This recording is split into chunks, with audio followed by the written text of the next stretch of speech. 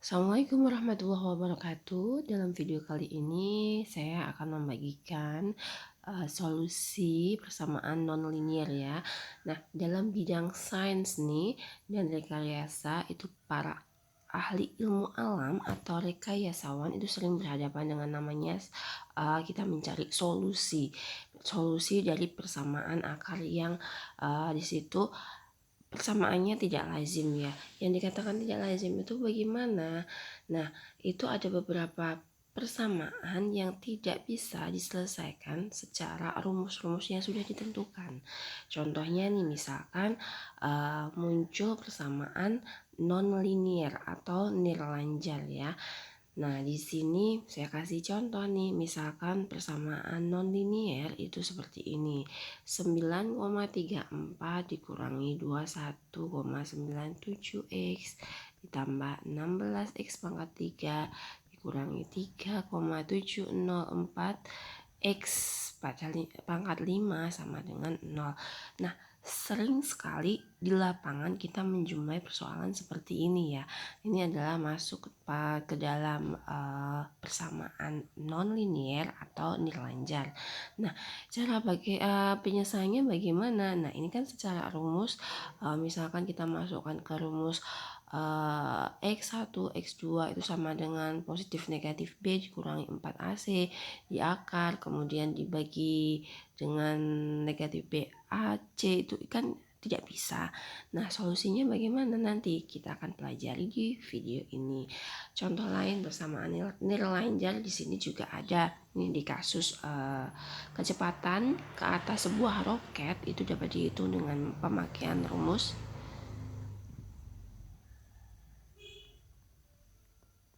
kecepatan sebuah roket.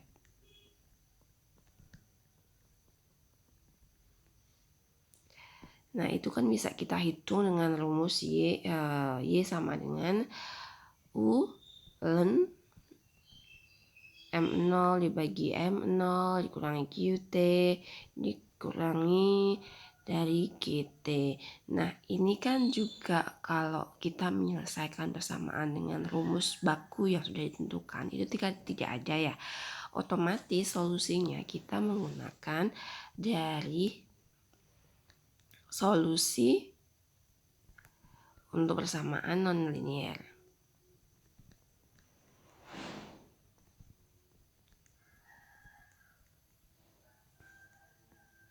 Ini ya solusinya. Apa saja sih? Nah, sebentar, sabar dulu ya. Nah, untuk cara menyelesaikan persamaan nonlinier itu seperti apa? Berarti kan kita ini mencari akarnya ya. Oke, kita cari akar dari persamaan nonlinier.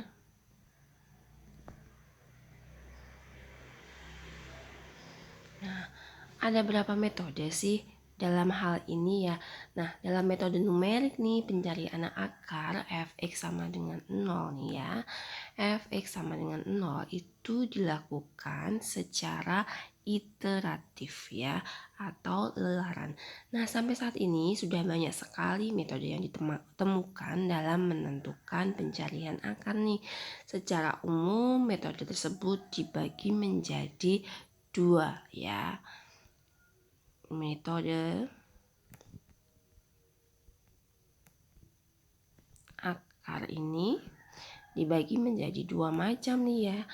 Cuma 2 macam, tapi nanti masing-masing banyak jenisnya ya. Oke, di sini metode tertutup dan yang satunya adalah metode terbuka.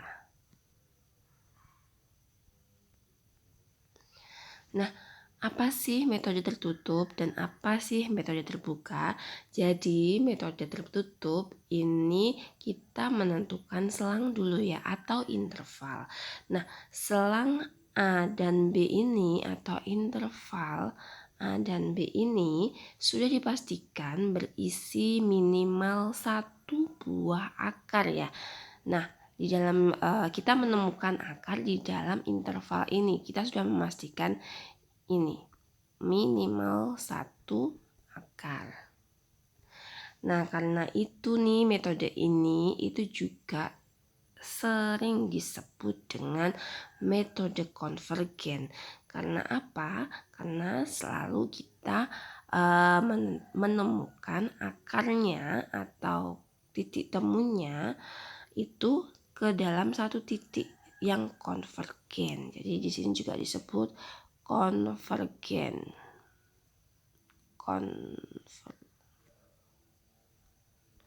Metode konvergen ya. Metode tertutup itu masuk ke dalam metode konvergen. Kemudian kalau yang metode terbuka itu bagaimana? Bedanya sangat gampang ya. Kalau metode tertutup itu kita menggunakan interval dan akarnya itu sudah berada dalam interval tersebut. Tapi kalau metode terbuka kita tidak menggunakan interval, tapi kita hanya menggunakan tebakan awal ya, tebakan awal. Nah, di sini nih nanti ada dua kemungkinan. Secara logika nanti bisa jadi tebakannya nanti akan menuju ke satu titik dengan menggunakan tebakan awal tadi, dan yang satunya itu dia malah menjauh dari solusi sejatinya. Maksudnya bagaimana? Ada dua kemungkinan, yaitu konvergen dan divergen, seperti itu ya. Kita masuk ke dalam metode tertutup dulu ya, untuk lebih jelas. Metode tertutup dulu.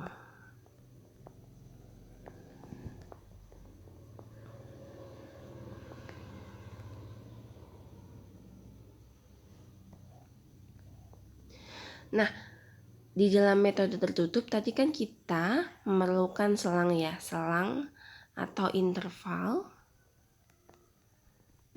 A dan B nih untuk mencari akar dari solusi persamaan nonlinier. Nah, dalam sebuah interval nih mungkin terdapat lebih dari satu buah akar atau tidak ada sama sekali. Cara menentukannya bagaimana? Nah, di sini ada ketentuannya. Misalkan ini FA kalikan FB itu kurang dari 0, maka terdapat akar sebanyak bilangan ganjil. Ini akan ada akar sebanyak bilangan ganjil.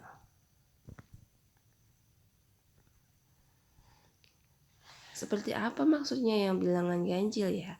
Jadi ada dua kemungkinan. Misalkan dia memiliki titik potong.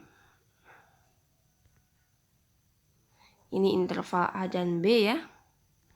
Di sini A, di sini B. Nah, solusinya nanti ketemunya persamaan nilai lanjutnya di sini. Di sini ya.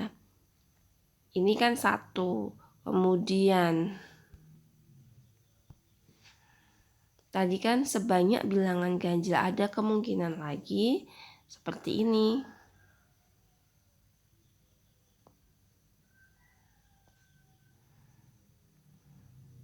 Ini fungsi fx-nya ya tadi. Ini fungsi fx-nya. Nah, ini A, di sini B, di sini A, di sini titik B. Ini lebih mudah. Nah, titik potongnya yang mana atau akar solusinya itu yang mana? Kita bisa hitung di sini. Nah, yang berpotongan dengan sumbu X. Di sini ada 3. Kan tadi banyaknya akar ganjil ya. Nah, seperti itu. Angka ganjil. Kemudian di sini nih tadi kan ketika FA kali FB-nya itu kurang dari 0 ya. Kemudian untuk FA kali FB-nya yang FA kali FB-nya lebih besar dari 0 di sini, akan ada sebanyak bilangan genap. Ada akarnya, akar sebanyak bilangan genap, atau tidak ada akar sama sekali.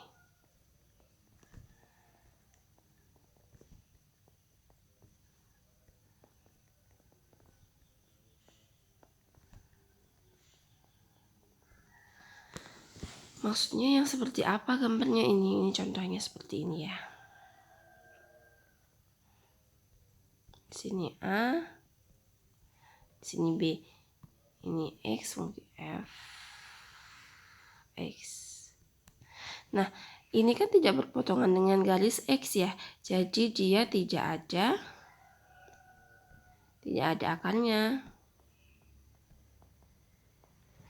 Kemudian yang sebanyak bilangan genap tadi yang seperti apa? Contohnya ini nih. Ini fungsi f, x, di sini fungsi x. Kemudian di sini a, di sini b. Nah, selangnya di sini nih, ini kan ada dua tuh. Ada dua akar, atau di sini ada akarnya sebanyak bilangan genap, seperti itu. Itu kaitannya dari fungsi kita bisa menentukan nanti akarnya ketemunya berapa ya, jumlah akarnya ya, bukan nominal akarnya tapi jumlahnya, seperti itu. Nah, kita akan masuk lagi nih istilahnya untuk syarat cukup. Syarat cukup dikatakan fungsi tersebut memiliki akar ya. Jadi nanti ada syarat cukupnya.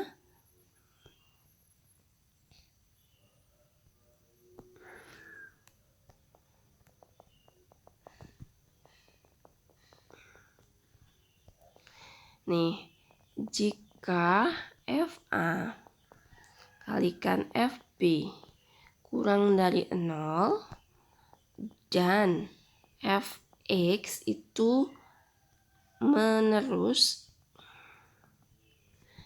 di dalam interval A, B, maka paling sedikit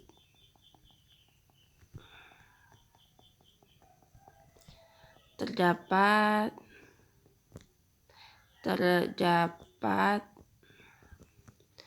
satu buah akar bersamaan.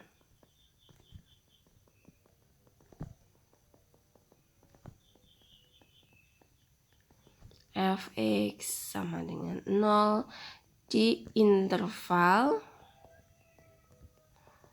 AB. Nah, ini syarat cukupnya ya. Syarat cukup di mana persamaan tersebut memiliki akar. Seperti itu. Oke, mungkin kita akan langsung ke contoh kasusnya saja untuk mempermudah ya. Oh, ini tadi masing-masing contoh akan kami sampaikan ke dalam video selanjutnya ya, masing-masing per metode. Jadi ini pengantar sebelum kita masuk ke metode-metode. Dari tadi ada dua macam ya, metode tertutup dan metode terbuka. Nanti dalam video selanjutnya saya akan bagikan cara menyelesaikan menggunakan metode tertutup dan metode terbuka. Terima kasih.